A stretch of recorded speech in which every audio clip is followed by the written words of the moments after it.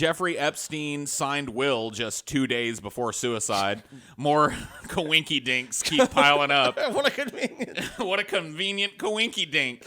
Jeffrey Epstein signed his will just 2 days before he hanged himself in his Manhattan jail cell,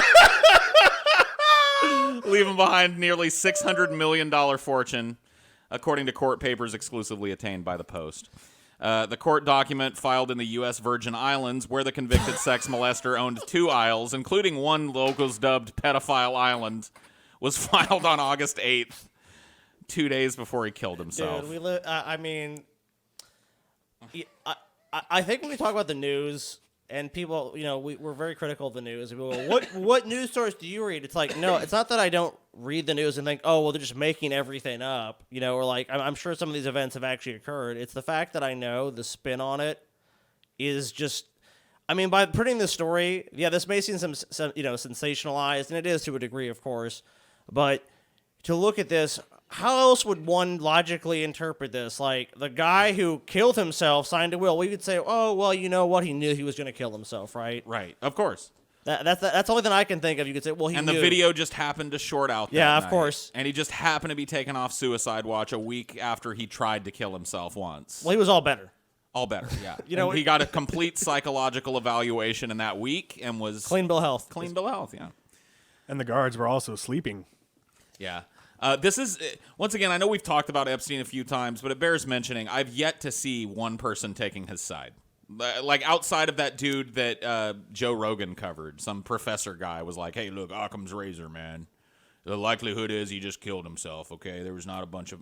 But it's just like, dude, the extenuating circumstances continue to fucking pile. Extenuating. I like that word. Yeah. The extenuating. The extenuating. Extenuating. Oh. Yeah, sorry. I'm no one to correct someone's No. I just invented that new word. I know, that's why I like it. Extenuating. Extenuating. No, dude, the extenuating circumstances continue to pile up large and deep. Yeah, the U.S. Virgin Islands, of course, do. Oh, of course. Look. And a tax haven. I can understand that way of thinking. I will say that. I can understand you look at it and you go, you know what, he just killed himself, and this is all a fucking coincidence, and that's possible, of course. None of us were there. But in a vacuum, I agree. But when it's Jeffrey Epstein, who's got dirt on who knows how many powerful people, there was just a video I saw. I didn't pull it because it's just bullshit. It's just a video of Prince, what's his name, Harry or whatever the fuck, coming out of Epstein's. I don't think it was Prince Harry. It's Prince one of Andrew, right? Edward or Andrew, one of those like two. that, yeah. The Duke of York, whoever it is. I don't pay attention. Who cares? Yeah, we're Americans. We don't know. Yeah, that the shit. Duke of York coming out of Jeffrey Epstein's house or opening a door and his face is there. You know what I mean? So this dude had connections to the royal family, connections high up in politics. Reported a friend of Bill Clinton, Donald Trump, their current president, was friends with this dude. Is his death, is it more damaging? I think the question is this: is it more damaging for the government to take some heat about his death that no one can really prove anything because it's all a bunch of convenient coincidences, which there's no evidence? Or is it better to let this guy go on a fucking witness stand or make a deal with the government or fucking spill the beans on a bunch of prominent people? I mean, come on. I think the answer is fucking obvious. Assassination. I mean, however it went down, this was facilitated. Maybe he did kill himself, but he was allowed to. He was taken off a fucking suicide watch. I mean, that's probably the best interpretation of this is that he was allowed to kill himself. He probably got a talk. He probably got a message from somebody saying, look, Jeffrey, if you hit the fucking stand and start singing, you're going to go down for a long time, and we're going to make sure you're getting butt-fucked every fucking day. You're gonna end up with your face in the toilet every You're going to go to the worst prison in America. We're going to throw you in the general population in a big fucking yard full of big fucking dudes. You know, you may as well just end it.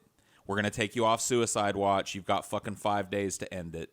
Like that, I think that doesn't imply a whole lot of fucking scheming. Well, also able to keep his estate as well. So, like, obviously not him, but his family, and that may, obviously that fortune he's made, the $600 million is going to be passed to them. I mean, if there's a trial, they're probably not that money's probably going to be taken and seized. Of course. So why wouldn't it be? I mean, that's a possibility too. Is like, hey, if you off yourself, your family gets to keep all this money and all the wealth and shit, and you're dead and you're gone, and that's it. All your assets you can find. And this here's this other side one that I actually kind of looked at that I thought we could look at. Jeffrey Epstein is an evil genius for filing his will in the Virgin Islands. By filing his will in the U.S. Virgin Islands, the pedophile added another layer of difficulty for his sex abuse accusers to get a piece of his estate. He is in some ways as brilliant in death as he was in life, an evil genius, said James Marsh, a lawyer for 2 Epstein accusers, who added that he would either hire an associate in the Virgin Islands to help him navigate the court system there or have to pass its bar exam himself. So basically, by filing his will and having all his assets in the Virgin Islands, he made it a super uphill battle for anybody to get a piece of this estate because it's a tax haven. It's a place where rich people put their money to protect themselves from shit like this. So they're going to have to fucking basically slay the giant in order to even get a court date in the Virgin Islands to even try and take a piece of this fucking estate. It's so... It'll probably get settled out of court. Oh, yeah. You're absolutely right. That's what's going to happen. They're going to say, look, we want to jump through all these hoops, and they're going to want all this money, and they'll probably be like, you guys get $2 or $3 million each, or some fucking huge settlement that if the average person was given, they'd be set. So, right. So some Rick Wiles for us here. Rick Wiles believes that Jeffrey Epstein is alive and well and living in another country after receiving a full face transplant or maybe even a head transplant. Let's just hear him say it. My guess is Jeffrey Epstein is alive and well, and his sexual molestation career has taken a radical turn. He'll have to manage this operation from seclusion in another country with a new face that an intelligence agency has given him. Cool. Perhaps even a facial transplant beyond going to plastic surgery, perhaps an actual facial transplant. I mean, taking somebody else's face and putting it on Jeffrey Epstein's head, all right? Or even maybe a head transplant. I mean, aren't we being told that they can do this stuff now? No. What? I don't think they have ever done a head transplant yet. I'm pretty sure. They're going to take the body of orangutan and put Jeffrey Epstein's head on it. Yeah, and I don't even understand how that helps Jeffrey Epstein. Because what are they going to do? They're going to put somebody else's brain and head on. Oh, it's a total fucking brain and head transplant? No, Rick. But yeah, I don't know. What do you guys think? You think there's a chance that Jeffrey Epstein just kind of got faked and flown to some Philippine island or something? Fuck no, dude. You think he's croaked? No for sure? fucking way. I mean, if they wanted to get rid of him, why the fuck would they leave him alive? Because there's no benefit to leaving him alive. Like when he's already in that position that he's in, look, there's no benefit to him being alive. It's obvious because who's gonna benefit? People fucking knowing all the fucking dirty secrets on these politicians and shit? Fuck no. No. Yeah, I think that there's absolutely no chance that he's still alive. And I mean, this guy's fucking Rick Wiles' take on it is just like he's just making it more and more grandiose. Perhaps a head transplant. Aren't they saying people have done that? It's like he's not. That's not based on anything. Aren't we being told? Yeah. Told by who? Aren't we being told that that's a possibility? By whom? He's the one that's fucking telling. I love him. I love Rick Wiles. A little spice there to our Epstein block. Of course.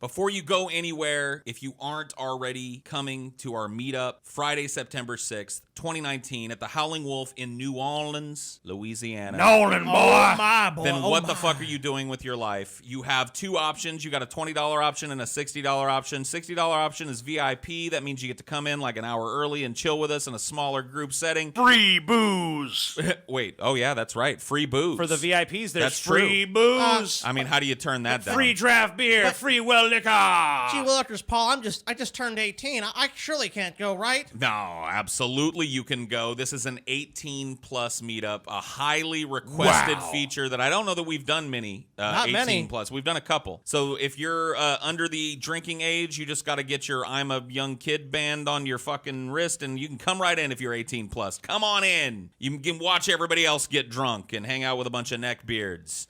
And, lest we forget, this is the time to become a patron. There's more shit on your plate as a Pessimist Productions patron now than at any time in the history. We are about to breach 5,000 patrons, which means... But, Paul, I am a serial killer and murder people for a living. We don't Can give I a still shit. become a patron? Absolutely. Your fucking money spends just as well as anybody else's. Wow. I'm so hungry for content, Paul. Is there lots of content to feast upon? Well, listen, you could go to the other meager offerings on your plate and on Patreon, or you could come to the fucking buffet. The most fucking content you're going to get from $5 out of any independent creator.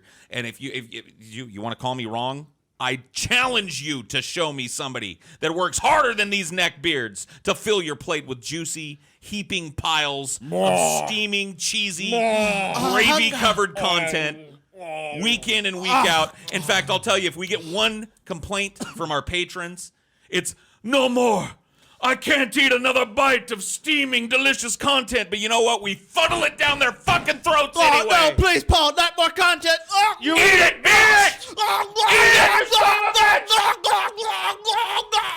Come see us in September 6th at the Howlin' Wolf. Link down in the description. Become a patron right now. Link down in the description for that too. Quit living a double life, okay? Come out to your families and friends as a true fucking fan of the best podcast that anyone has ever conceived of, let alone filmed and delivered on a fucking consistent schedule.